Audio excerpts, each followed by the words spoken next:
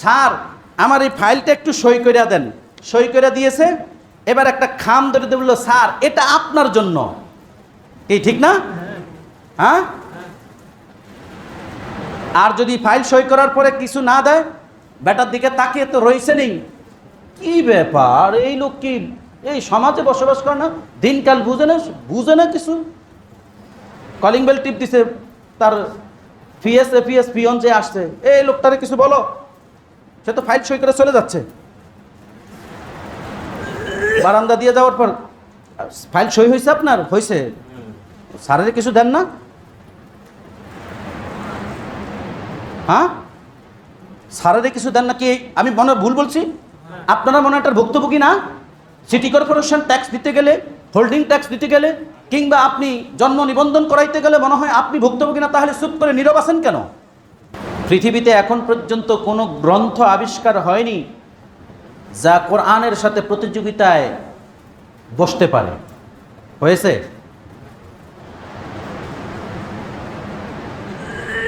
সম্মানিত হাদিরিন, আল্লাহ সুবহানাহু ওয়া তাআলা সূরাতুজ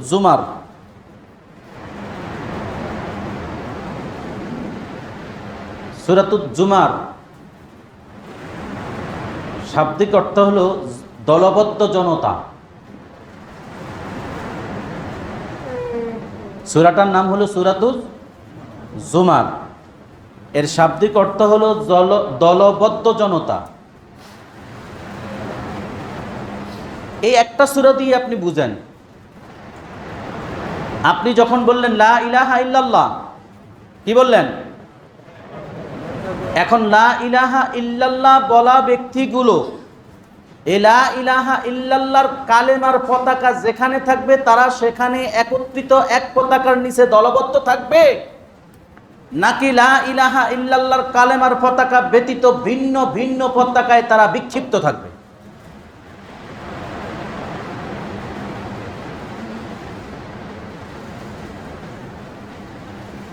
আজকের জুম্মার আলোচনায় আসছে যা বিসিদক যা লা ইলাহা ইল্লাল্লাহ, যা বিসিদক, সত্য এসেছে, সত্যবাদিতে এসে গেছে। সেটা কি? আয়জা, যেটা এসেছে সত্যের পরিচয়, সত্যের পয়গাম, সত্যের বাণী, সত্যের স্বীকৃতি, সেটার সর্বপ্রথম স্বীকৃতি হলো লা ইলাহা ইল্লাল্লাহ। কেননা মুহাম্মদুর রাসূলুল্লাহ সাল্লাল্লাহু আলাইহি সাল্লামের সর্বপ্রথম দাওয়াত কি ছিল? মুহাম্মদ সাল্লাল্লাহু আলাইহি সাল্লাম তো আবু জেহেল, উতবা, সায়বা, মক্কার কুরাইশ কওমের সামনেই ছিলেন, নাকি ছিলেন না? তাদের সামনেই তিনি জন্মগ্রহণ করেছেন, তাদের সামনেই তিনি লালিত পালিত হয়েছেন, তাদের সামনেই তার সত্যবাদিতার পরিচয়। দীর্ঘ 40 বছর পর্যন্ত যারা তাকে, তার বুঝ হওয়ার পর থেকে, মুহাম্মদ সাল্লাল্লাহু আলাইহি সাল্লামের বুঝ হওয়ার পর থেকেই তারা মুহাম্মদুর রাসূলুল্লাহ সাল্লাল্লাহু আলাইহি সাল্লামকে সত্যবাদিতার প্রকাশস্বরূপ আল আমিন উপাধি দিয়েছিলেন। দেন নাই? আল আমিন উপাধি দেন নাই? সত্যবাদিতার পরিচয়মূলক তারাই আল আমিন উপাধি দিয়েছিল। আর যখনই মুহাম্মদুর রাসূলুল্লাহ সাল্লাল্লাহু আলাইহি সাল্লামের উপর কালেমার দাওয়াত আসলো, ইকরা বিসমি রাব্বিকাল্লাযী খালাক, পাঠ করুন, পড়ুন। অন্য অর্থে আসছে ঘোষণা দিন, ঘোষণা করুন। বিসমি রাব্বিক, আপনার রবের নামে। তো লা ইলাহা ইল্লাল্লাহ কে? লা ইলাহা ইল্লাল্লাহ কে? তাহলে বিসমি রাব্বিক কার নামে হবে? লা ইলাহা ইল্লাল্লাহ, আল্লাহ ব্যতীত কোনো অভিভাবক নাই। ইলাহ শব্দের অর্থ হলো অভিভাবক। এখন আপনারা শুধুমাত্র কোরআনিক আরবিতেই বুঝেন ইলাহ, ইলা নাই, কোনো ইলা নাই, কোনো ইলা নাই, কোনো ইলা নাই, কোনো ইলা নাই। ইলাহ শব্দের শাব্দিক অর্থই হলো, বাবার্থই হলো অভিভাবক। এখন আপনি বলবেন আপনার অভিভাবক কে? আপনাদের অভিভাবক কে? বলতে কষ্ট হচ্ছে আপনাদের, বুঝেন নাই মনে হয়। আপনাদের অভিভাবক কে? তা আল্লাহ ব্যতীত অন্য কেউ কেন কিভাবে আপনার অভিভাবক হয়, যেখানে আপনি স্বীকৃতি দিচ্ছেন লা ইলাহা ইল্লাল্লাহ। নবী করিম সাল্লাল্লাহু আলাইহি সাল্লামের নবুয়তের যেই দাওয়াতি কাজ ছিল, সর্বপ্রথম লা ইলাহা ইল্লাল্লাহ ওয়া আন্না মুহাম্মাদান আবদুহু ওয়া রাসূল। আল্লাহ ব্যতীত কোনো অভিভাবক নাই, কোনো ইলাহ নাই।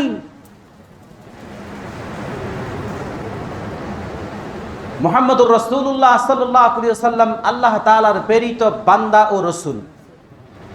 আবদুহু ওয়া রাসূল, আবদুহুন হলো বান্দা, কার প্রেরিত বান্দা? ওয়া রাসূল, এবং বার্তাবাহক। রেসালাত যেটা চিঠি, বার্তা, সেই রেসালাত আল্লাহর পক্ষ থেকে এসেছে, বার্তা এসেছে, চিঠি আসছে, পত্র আসছে। রেসালাতুন শব্দের শাব্দিক অর্থ হলো চিঠি। আপনি কি একখান থেকে আরেকখানে চিঠি পাঠান না? পাঠান কি না? এই চিঠিটার শব্দটা হলো রেসালা, চিঠি। আর আল্লাহর পক্ষ থেকে রসুলের উপর আসছেন রেসালা। আর রসুল হলেন তিনি বার্তা বাহক। কার পক্ষ থেকে? আল্লাহর পক্ষ থেকে বার্তা বাহক। কাদের কাছে বার্তা নিয়ে এসেছে? মানব জাতির কাছে। আপনি আমি কি মানব জাতির বাহিরে না ভিতরে? তাহলে এই বার্তা কাদের জন্য? নবীজি সাল্লাল্লাহু আলাইহি সাল্লামকে আল্লাহ বলেন ওয়াল্লাযী জাআ বিস-সিদক, যিনি সত্য নিয়ে এসেছেন। এই সম্পর্কে ইবনে কাসির রাহিমাহুল্লাহ তার তাফসীর গ্রন্থে বলছেন ওয়াল্লাযী জাআ বিস-সিদক ওয়া সাদ্দাকা বিহি। আল্লাহ তাআলা বলেন সূরাতুজ জুমারে যে ফাকাদ কিলা ফিত তাফসীর আল্লাযী জাআ বিস-সিদক হুয়া রাসূলুল্লাহ সাল্লাল্লাহু আলাইহি ওয়াসাল্লাম, যিনি সত্য নিয়ে এসেছেন। কোরআনুল কারীমে তাফসীর ইবনে কাসির, আল্লামা ইবনে কাসির রাহিমাহুল্লাহ বলছেন হুয়া রাসূলুল্লাহ সাল্লাল্লাহু আলাইহি ওয়াসাল্লাম, তিনি হলেন নবীজি সাল্লাল্লাহু আলাইহি ওয়াসাল্লাম, যিনি সত্য নিয়ে এসেছেন। সেই সত্যের বাণীটা হলো, বলেন, লা ইলাহা ইল্লাল্লাহ। আর কি?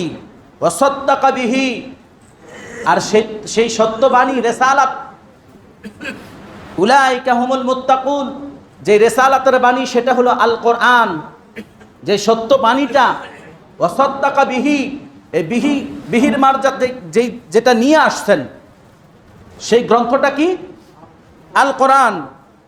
সেই গ্রন্থটা হলো আল কোরআন, যা জিবরাইল আলাইহিস সালাতু ওয়াস সালামের মাধ্যমে আম্মা জা আল্লাযী বিহি ফাহুয়া মুহাম্মাদুর রাসূলুল্লাহ সাল্লাল্লাহু আলাইহি ওয়াসাল্লাম, যে মুহাম্মদুর রাসূলুল্লাহ সাল্লাল্লাহু আলাইহি ওয়াসাল্লামের উপর এসেছেন জিবরাইলের মাধ্যমে, সেটি কি এসেছে? আল কোরআন। সেই কোরআনের প্রথম দাওয়াতি কাজ আল্লাহর পক্ষ থেকে কথাটি আসলো, ইকরা, পড়ুন আপনার রবের নামে। কার নামে পড়তে বলছেন? আল্লাহর নামে, যিনি আপনাকে সৃষ্টি করেছেন। তাহলে আপনি কার নাম জপবেন সব সময়? কার নাম আপনি জিকির করবেন? সম্মানিত হাজিরিন, যিনি সত্য নিয়ে আসলেন, যেই সত্য রেসালাত কোরআন নিয়ে আসলেন, যারা নবীজি সাল্লাল্লাহু আলাইহি সাল্লামের এই সত্যকে গ্রহণ করলো এবং সত্য কোরআনকে গ্রহণ করে তার বাস্তব জিন্দেগিতে প্রতিপালন করলো, আল্লাহ বলেন উলাইকা হুমুল মুত্তাকুন। বুঝে নেন দুটি কথা। আল্লাহর ওলি হবেন, আল্লাহর বন্ধু হবেন, তাকওয়াবান হবেন। আপনি, যিনি আপনাকে ভীতি প্রদর্শন করেছেন, আপনি তাকে ভয় করবেন। আল্লাহ তো সেই কথাই বলছে উলাইকা হুমুল মুত্তাকুন।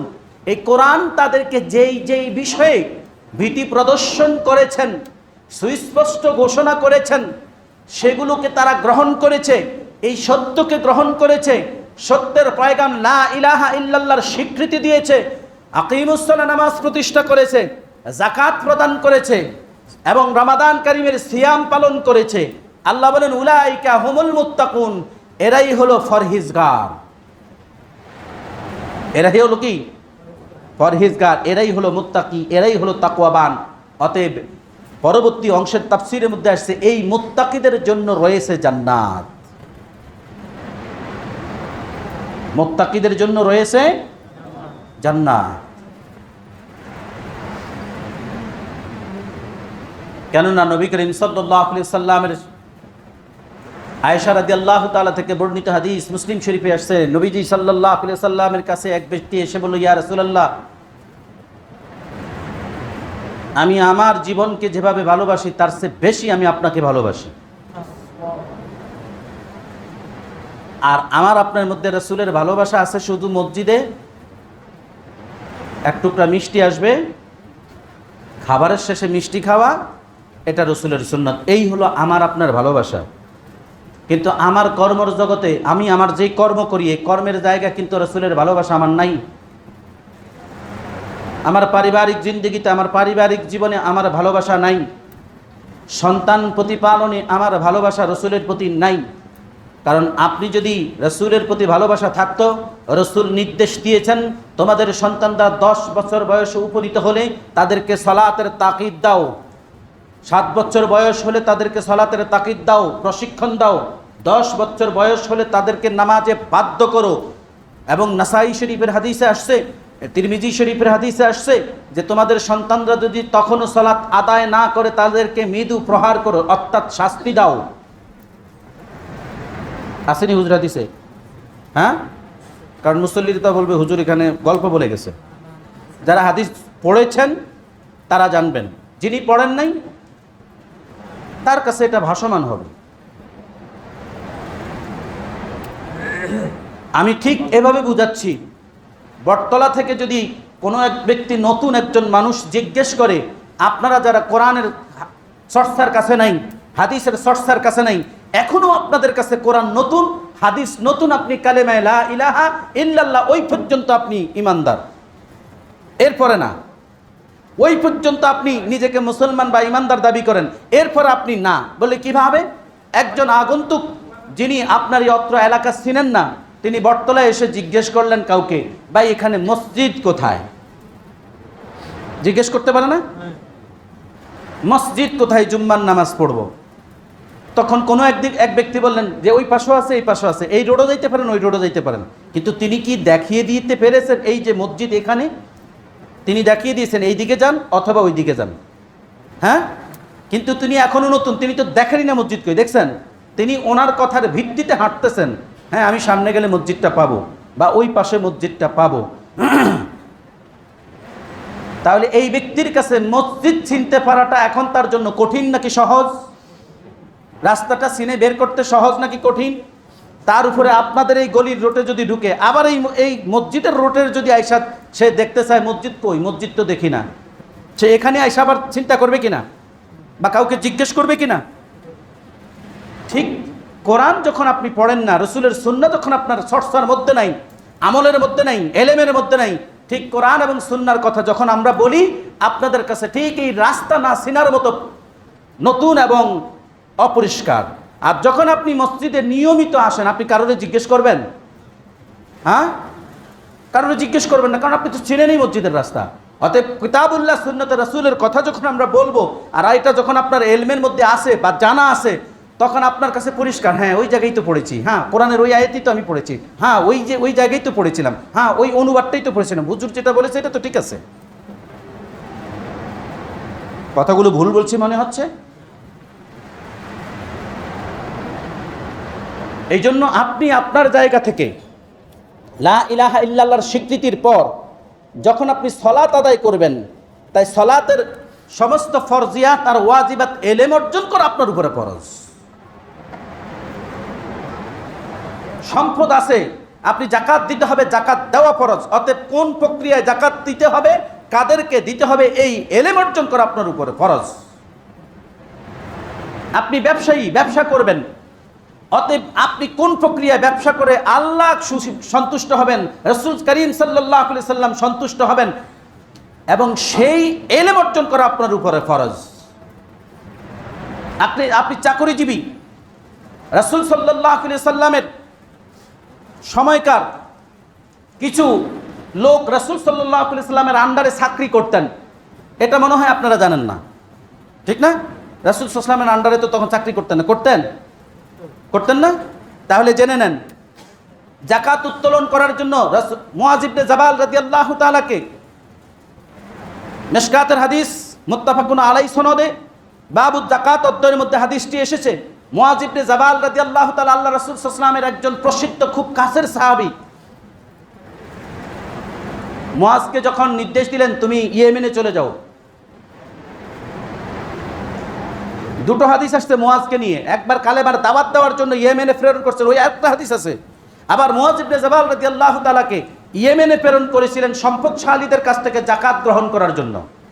গত জুম্মায় এই আলোচনা একটু করেছিলাম। তাহলে রাসূল করিম সাল্লাল্লাহু আলাইহি সাল্লাম মদিনার রাষ্ট্র পরিচালনার দায়িত্বের যেই এরিয়াটা ছিল, মদিনা রাষ্ট্রের আন্ডারে যতগুলো আপনার উপরাষ্ট্র ছিল, ইয়েমেন ছিল তাদের মধ্যে, ইয়েমেনে প্রেরণ করেছিলেন রাসূল করিম সাল্লাল্লাহু আলাইহি সাল্লাম মুআজ ইবনে জাবালকে এই যাকাত উত্তোলন করার জন্য।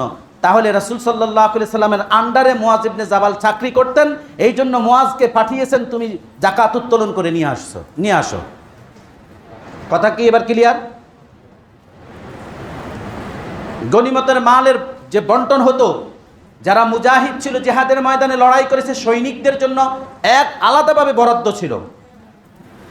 তারা রাসূলুল্লাহ সাল্লাল্লাহু আলাইহি সাল্লামের মুজাহিদ বাহিনীতে ছিলেন না, তারা তো রাসূলুল্লাহ সাল্লাল্লাহু আলাইহি সাল্লামের সেই এখন যে সেনাবাহিনী, এই সেনাবাহিনীতে চাকরি করতেন।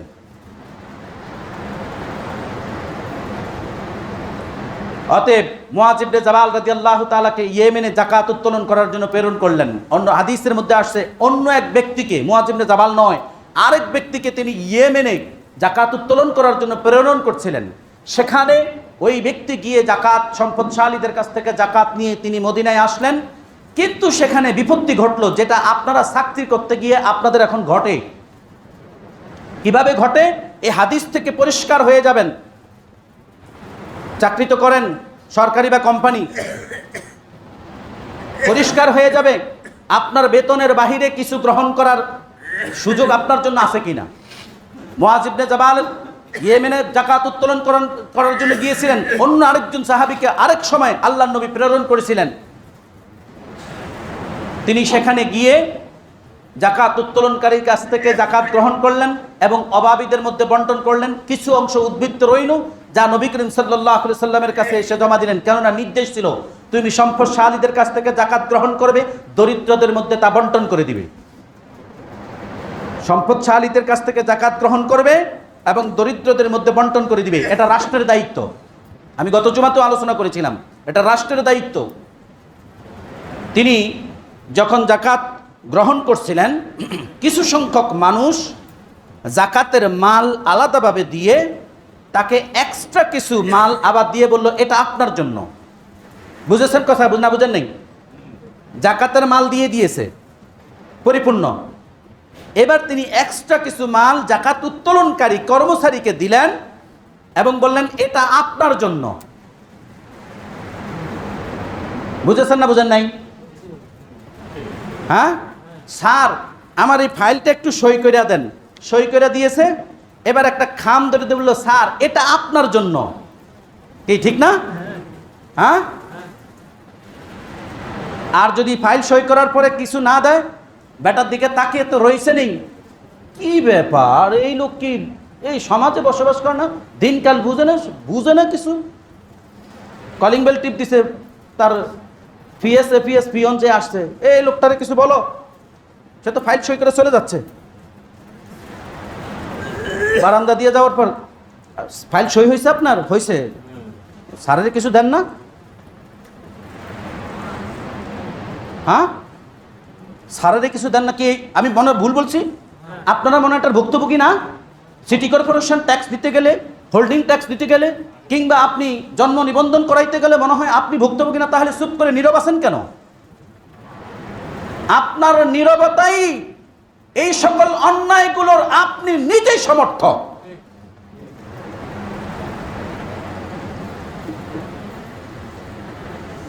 কেননা বিবাহের মাসলার মধ্যে কি আসছে, মহিলার কাছে যদি অর্থাৎ যুবতীর কাছে যদি বিবাহের পয়গাম পাঠানো হয় বা প্রস্তাব করা হয়, যদি সে নীরব থাকে, নীরবতাই তার সমর্থনের সম্মতির লক্ষণ।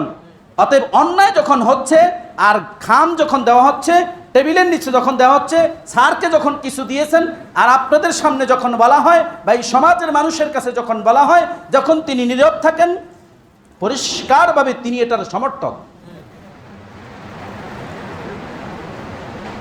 এবার জাকাত উত্তোলনকারী ওই ব্যক্তি জাকাতের কিছু অংশ নিয়ে যখন নবী করিম সাল্লাল্লাহু আলাইহি সাল্লামের সামনে আসলেন, জাকাতের মালগুলো নবী করিম সাল্লাল্লাহু আলাইহি সাল্লামকে বুঝিয়ে দিলেন। অবশিষ্ট মাল তাকে যেটা আলাদাভাবে দেওয়া হয়েছে, তিনি মুহাম্মদ সাল্লাল্লাহু আলাইহি সাল্লামের সামনেই বললেন যে এটি আমার জন্য, এটি আমার জন্য। আল্লাহ রসুল বলেন এটি তোমার জন্য? যে লোকেরা এটা আমাকে আলাদাভাবে দিয়েছে। আল্লাহ রসুল সাল্লাল্লাহু আলাইহি সাল্লামের চেহারা লাল হয়ে গেল, রাগান্বিত হয়ে গেলেন। তিনি দেরি করেননি, উপস্থিত লোকদের সামনে তিনি খুতবায় দাঁড়িয়ে গেলেন। মিনহাজুস সালিহিন গ্রন্থে ওই খুতবাটা আছে, ইসলামিক ফাউন্ডেশন থেকে প্রকাশিত, আরবি এবং অনুবাদ দুটোই দেওয়া আছে। মিনহাজুস সালিহিন গ্রন্থ। নবী করিম সাল্লাল্লাহু আলাইহি সাল্লাম মিম্বারে দাঁড়িয়ে গেলেন এবং খুতবা দেওয়ার জন্য তিনি খুতবা দিলেন। হে লোক সকল, মূল কথাটা এটা, হে লোক সকল, তোমাদেরকে যখন কোথাও প্রেরণ করা হয় আর তোমরা সেই রাষ্ট্রের দায়িত্বে বা কাজে যখন তোমরা প্রেরিত হও, তোমরা যা কিছু গ্রহণ করে সেটা রাষ্ট্রের কাছে জমা দাও আর নিজেদের জন্য অবশিষ্ট বলে নিজেদের কাছে রেখে দাও। তুমি তোমার পিতা কিংবা মাতার কোলে বসে দেখো তোমাকে এক্সট্রা ভাবে কেউ তোমার হাদিয়া বা উপটুক তোমার ঘরে কেউ পৌঁছায়া দেয় কিনা। এর অর্থ হলো আপনি যখন চেয়ারে বসছেন, এখন আপনার জন্য হাদিয়া আর টোকন আর খাম আসবে, এক্সট্রা আসবে। আপনি যখন রিটায়ার্ড করে রিটায়ারের পরে আপনি আপনার মায়ের কোলে বা পিতার কোলে বা নিজ গৃহে বসে কি আর ওই খাম কোনোদিন আপনি পান? তাহলে চাকরি ক্ষেত্রে আপনাকে পাওয়া যাবে, পেতে হবে, এই উৎসাহকে আপনাকে দিল। আর এখন মানুষ বেতনের চেয়ে, চাকরির টাকার চেয়ে, চাকরির যে বেতনের চেয়ে উপরি পাওয়ার জন্য খুবই আকাঙ্ক্ষিত থাকে। বেতন পাইলে পাইছে, না পাইলে নাই, বেতন পাইলাম না পাইলাম ওটার জন্য টেনশন নাই, কিন্তু এক্সট্রা উপরি পাইলাম কিনা এটার জন্য টেনশন থাকে। কথাগুলো মনে হয় অসত্য। রাসূল সাল্লাল্লাহু আলাইহি সাল্লামকে এই অসত্য কর্মগুলো জমিনে নিয়ে আসছিলেন। তো যারা এই অসত্য মধ্যে লিপ্ত এবং এই সমাজে অসত্যকে তারা জিইয়ে রাখে, প্রতিষ্ঠিত করে, এরা কি করে নবী করিম সাল্লাল্লাহু আলাইহি সাল্লামকে রাসূল বলে দাবি করবেন? সম্মানিত হাজিরিন, আমি সূরাতুন নিসার 69 নম্বর আয়াত তেলাওয়াত করেছি। ফাউলাইকা মাআল্লাযিনা আনআমাল্লাহু আলাইহিম মিনান নাবিয়্যিন ওয়াস সিদ্দিকিন ওয়াস শুহাদা ওয়াস সালিহিন। এখানে আরেকটি আসছে ওয়াস সিদ্দিকিন, যে সিদ্দিকিনদের বিষয়ে কথা বলছিলাম। নবীজি সাল্লাল্লাহু আলাইহি সাল্লামের উপর নাজিলকৃত কোরআন সূরাতুন নিসার 69 নম্বর আয়াত আল্লাহ বলেন ফাউলাইকা মাআল্লাযিন, সে তো সেই সব লোকের সঙ্গী হবে, তারা তো সেই সব লোকের সঙ্গী হবে যারা আনআমাল্লাহু আলাইহিম, যাদের উপর আল্লাহর নেয়ামত বর্ষিত হয়েছে। আনআমতা কোথায় আছে বলেন তো? আনআমতা কোথায় আছে? তা আপনি তো সেই আনআমতার কথাই বলেই নামাজে আল্লাহর কাছে বলেন। সিরাত হলো রাস্তা। সিরাত কি? রাস্তা। সেই রাস্তাটা কোন রাস্তা? এইরকম এই আপনাকে সরকারি রাস্তা না, সেই রাস্তাটা হলো কিতাবুল্লাহ ওয়া সুন্নাত রাসূলের রাস্তা। সেই রাস্তাটা কোনটা? আল্লাহর কিতাব এবং তার রাসূলের সুন্নতের রাস্তা।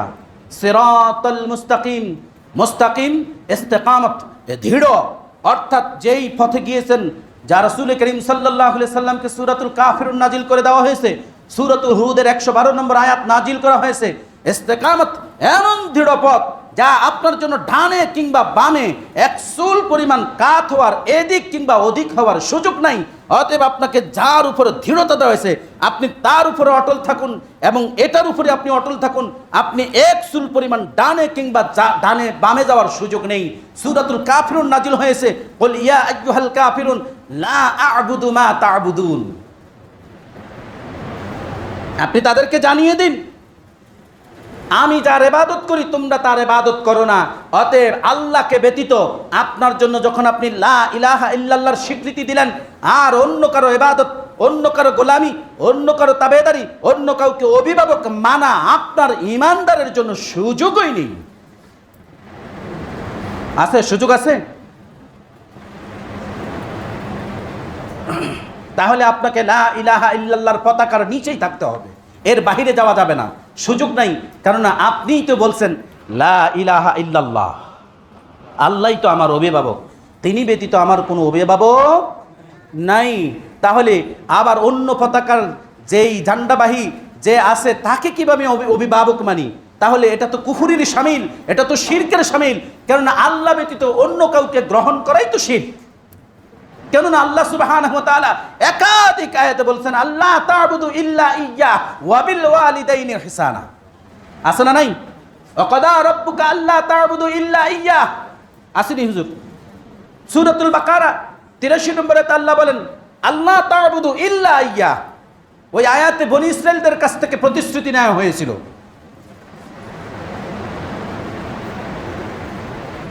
তাদের কাছ থেকে প্রতিশ্রুতি নেওয়া হয়েছিল, আল্লাহ তা'বুদু ইল্লা ইয়্যাহ, আল্লাহ ব্যতীত অন্য কারো ইবাদত করবে না। ওয়াকাদা রাব্বুক, আল্লাহ তোমাদেরকে আদেশ করছেন, ওয়াকাদা রাব্বুক, তোমাদের রব তোমাদেরকে আদেশ করছেন, উপদেশ দিচ্ছেন, আদেশ করছেন, আল্লাহ তা'বুদু ইল্লা ইয়্যাহ, আল্লাহ ব্যতীত অন্য কারো ইবাদত করবে না, যার স্বীকৃতি স্বরূপ লা ইলাহা ইল্লাল্লাহ, আমার কোনো অভিভাবক নাই আল্লাহ ব্যতীত। কথাগুলো কি বুঝে আসে? হ্যাঁ? আর এই লা ইলাহার স্বীকৃতি দেওয়ার পর যারা নিয়ামত প্রাপ্ত তাদের 4 শ্রেণী, যে তাদের বিষয়ে বলা হয়েছে মিনান নাবিয়্যিন, এরা নবীদের পথ। অতএব আমাদের মধ্যে কেউ নবী হবে না, মানব জাতির মধ্যে আর কেউ নবী, অতএব স্তর বন্ধ হয়ে গেছে। কিন্তু 3টি স্তর খোলা রয়েছে, ওয়াস-সিদ্দীকিন ওয়াস-শুহাদা ওয়াস-সালিহিন। আপনি চাইলে সিদ্দিক হতে পারেন, আপনি চাইলে শুহাদা শহীদ হতে পারেন, ওয়াস-সালিহিন সৎ কর্মশীল হতে পারেন। এবার আসেন নবীদের পরের স্তর। 1 নম্বর স্তর হলো নবীদের পথ, দ্বিতীয় স্তর হলো সিদ্দিকিনদের পথ।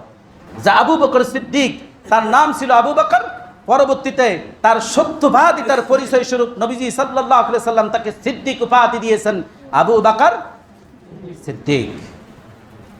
অতএব যারা লা ইলাহা ইল্লাল্লাহর স্বীকৃতি দিবে, সালাত আদায় করবে, যাকাত প্রদান করবে, রমাদান কারিমের রোজা পালন করবে, তারা সত্যবাদীদের সঙ্গে থাকবে। আমি নয়, মুহাম্মদুর রাসূলুল্লাহ সাল্লাল্লাহু আলাইহি সাল্লামের কাছে আয়েশা রাদিয়াল্লাহু তাআলা, আনাস রাদিয়াল্লাহু তাআলা থেকে বর্ণিত হাদিস মুসলিম শরীফে এসেছে, নবীজি সাল্লাল্লাহু আলাইহি সাল্লামের কাছে এক আনসারী যুবক এসে বলল, ইয়া রাসূলুল্লাহ, আমরা যখন আপনাকে এখন সামনে দেখি, কিন্তু যখন আমরা এই জমিন ছেড়ে বিদায় নিয়ে চলে যাব, আপনার জায়গা তো কিয়ামতের মাঠে এবং জান্নাতে উঁচু স্তরে থাকবে। আজকে যেমন আমরা আপনাকে দেখছি, সামনাসামনি দেখছি, আপনার সোহবত মহব্বত পাচ্ছি, কিন্তু সেখানে তো আমরা আপনাকে আর দেখতে পাবো না, আপনার মহব্বত সোহবত পাবো না। নবীজি সাল্লাল্লাহু আলাইহি সাল্লাম বললেন, তুমি কি চাও? ইয়া রাসূলুল্লাহ, আমি জান্নাতও আপনার সাথে থাকতে চাই। কি বললেন? আমি জান্নাতও আপনার সাথে থাকতে চাই। নবীজি সাল্লাল্লাহু আলাইহি সাল্লাম বললেন, তুমি অধিক সেজদাকারীদের অন্তর্ভুক্ত হয়ে যাও। সুবহানাল্লাহি ওয়া বিহামদিহি। অধিক সেজদাকারী, তার মানে বুঝতে পারছেন, 5 ওয়াক্ত ফরজ নামাজই শেষ নয়, 5 ওয়াক্ত নামাজের পরেও যখনই সুযোগ পাবেন কি করবেন? নফল সালাত আদায় করবেন, আল্লাহর সন্তুষ্টির জন্য একটা সেজদা দিয়ে দেবেন। সালাত অজু করে আসছেন, মসজিদে চলে আসছেন, 2 রাকাত সালাত দাঁড়িয়ে পড়ে ফেলবেন। এই থাকবে কার জন্য?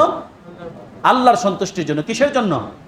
আর যেই সন্তুষ্টির মধ্যে রয়েছে আল্লাহ তাআলার পক্ষ থেকে আপনার জন্য ক্ষমা, রহমত, তার রবের সন্তুষ্টি, 3টা জিনিস যে পেয়ে যাবে সে অচিরেই জান্নাত পেয়ে যাবে। যে ক্ষমা পেয়ে যাবে, যে রহমত পেয়ে যাবে, যে তার রবের সন্তুষ্টি পেয়ে যাবে, তার আর কিছু বাকি থাকবে?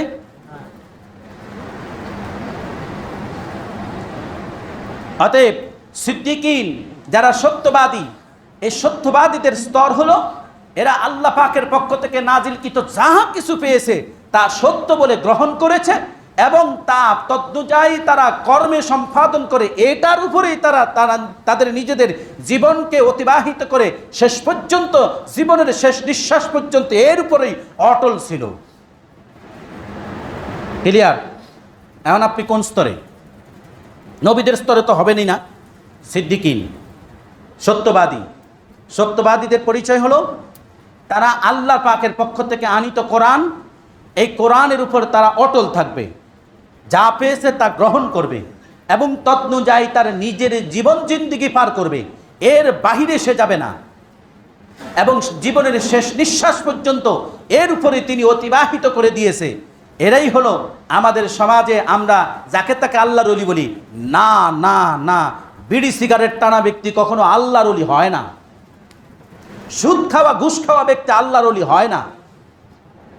হ্যাঁ, ব্যবসা করে মানুষকে ঠকায়, মাপে ওজনে দেয়, আর দরবারে গিয়ে সে আল্লাহর ওলি সাজে, না, সে আল্লাহর ওলি হয় না। আল্লাহর ওলি হতে হবে এই সিদ্দিকিন শব্দের যে তাফসীর আর ব্যাখ্যা রয়েছে এর আলোকে আপনাকে হইতে হবে। তবে আল্লাহ তাআলার মর্যাদা সমতুল্য, আপনি আল্লাহ তাআলার যে মর্যাদা এটা আপনি পেতে পারেন। 3 নাম্বার, শুহাদা ওয়া শুহাদা, যারা আল্লাহ তাআলার জমিনে লা ইলাহা ইল্লাল্লাহ একটি কালিমা প্রতিষ্ঠিত করার জন্য যেখানেই লা ইলাহা ইল্লাল্লাহর বাধা এসেছে সেইখানেই সে লা ইলাহা ইল্লাল্লাহর পতাকাকে, ঝান্ডাকে উড্ডীন করার জন্য নিজের জীবনকে বিলিয়ে দিয়েছে। মানে কি আপনি কি না, লড়তে হবে, আমার কালেমার পতাকাই উঁচু থাকবে, কেননা জমিন আল্লাহর, এখানে লা ইলাহা ইল্লাল্লাহ প্রতিষ্ঠিত হবে আল্লাহর। এখানেই তো আপনার দ্বিমত। মসজিদে ইমামরা বলে, ওয়াজের মজলিসে বলে, যখন আপনি আপনার পারিবারিক জীবন জিন্দিগির মধ্যে চলে যান তখন আর আপনার এই কালেমার লা ইলাহা ইল্লাল্লাহ প্রতিষ্ঠা করার কথাই ভুলে যান।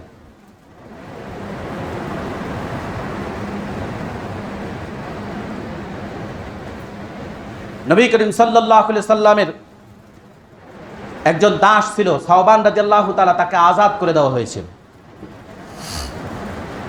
তাকে আজাদ করার পর তিনি ক্রন্দন করলেন, ইয়া রাসূলুল্লাহ, ওই আগের হাদিসের মতো যেই যুবক নবী করিম সাল্লাল্লাহু আলাইহি সাল্লামকে প্রশ্ন করেছেন, আমরা তো আপনাকে দেখব না। ওই ব্যক্তি বলল, ইয়া রাসূলুল্লাহ, যখন আমি আপনার সামনে থাকি তখন আমার মন থাকে প্রশান্ত, আমার মন থাকে প্রশান্ত। একদা তিনি নবী করিম সাল্লাল্লাহু আলাইহি সাল্লামের দরবার থেকে তার নিজ গৃহে ফেরত গিয়েছেন। কোনোরকম তিনি অনেক কষ্টে রাত্রি যাপন করলেন। পরের দিন নবী করিম সাল্লাল্লাহু আলাইহি সাল্লামের কাছে আসলে তাকে অত্যন্ত ভঙ্গুর আর বিমর্ষ দেখা গেল। আল্লাহ রাসূল বলেন, কি ব্যাপার, তুমি এত বিষণ্ণ কেন, এত বিমর্ষ কেন? ইয়া রাসূলুল্লাহ, যখন আমি আপনার সামনে থাকি, সুবহানাল্লাহি ওয়া বিহামদিহি, যখন আমি আপনার সামনে থাকি, আপনার চেহারা মোবারক থাকি দেখি এবং যতক্ষণ পর্যন্ত আপনার সোহবতে থাকি এতক্ষণ আমার মন প্রাণ সেহ সব কিছু ভালো থাকে। কিন্তু যখন আপনার কাছ থেকে আমি চলে যাই তখন আমার চেহারা মলিন হয়ে যায়। এই বুঝি আমি মুহাম্মদ সাল্লাল্লাহু আলাইহি ওয়াসাল্লাম থেকে বিচ্ছিন্ন হয়ে যাচ্ছি, এই মনে হয় মুহাম্মদ সাল্লাল্লাহু আলাইহি ওয়াসাল্লাম থেকে আমি আলাদা হয়ে যাচ্ছি। ইয়া রাসূলুল্লাহ, এখানে যেমন আমাদের অবস্থা, কিয়ামতের মাঠে আপনাকে ছাড়া আমি থাকবো কি করে? কিয়ামতের মাঠে আপনাকে ছাড়া আমি থাকবো কি করে? ওখানে আমি থাকবো কি করে? আপনার স্থান তো উঁচু স্তরে হবে, আপনাকে তো আমরা দেখবো না। আর কোনোভাবেই যদি আমি জাহান্নামে চলে যাই, কোনোভাবেই যদি আমার জাহান্নাম হয়ে যায়, তাহলে তো চিরদিন আর কোনো দিনই আমি আপনাকে দেখবো না। নবীজি সাল্লাল্লাহু আলাইহি সাল্লামের দাস সাওবান রাদিয়াল্লাহু তাআলার এই কথা বলার পর আল্লাহর রাসূল কোনো জবাব দেননি এবং নীরব রয়েছেন। কিছুদিন পরে নবী করিম সাল্লাল্লাহু আলাইহি সাল্লামের সাহাবী সাওবান রাদিয়াল্লাহু তাআলা, তিনি নবীজি সাল্লাল্লাহু আলাইহি সাল্লামের দাস ছিলেন, তাকে আজাদ করে দেওয়া হয়েছে।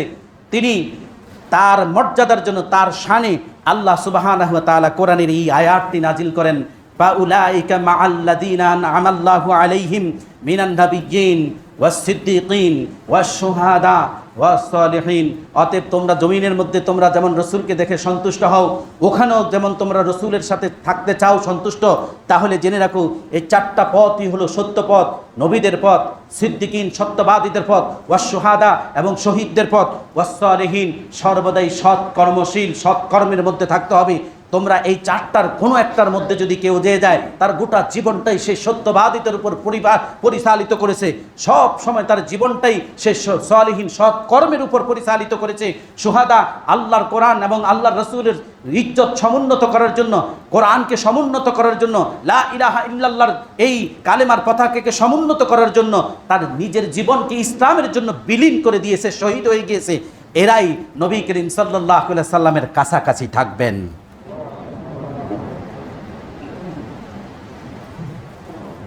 কেননা ওয়াহাসুনা উলাইকা রফিকা, ওয়াহাসুনা উলাইকা রফিকা, অতএব কতই না উত্তম সঙ্গী যারা নবী করিম সাল্লাল্লাহু আলাইহি ওয়াসাল্লামের সাথে থাকবেন, সৎকর্মশীলদের সঙ্গে থাকবেন এবং সত্যবাদীদের সাথে থাকবেন এবং শহীদদের সাথে থাকবেন, কতই না উত্তম সঙ্গী।